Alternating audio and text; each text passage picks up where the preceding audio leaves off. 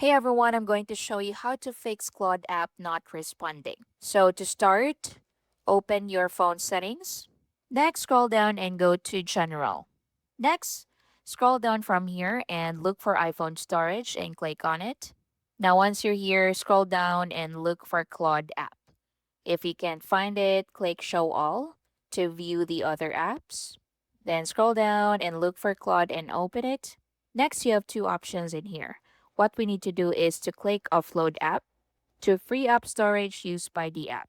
Then click Offload app again to confirm the action. Then once reinstall app appears, click on it to place back your data. Then just wait for it to process. So once this is done, open Claude again and see if that works. Next, you can also open settings again, then scroll down and go to general. Next, select software update and make sure your iOS is up to date. So if there's an available update, click on it. And once updated, open Claude again and see if that fixed the issue.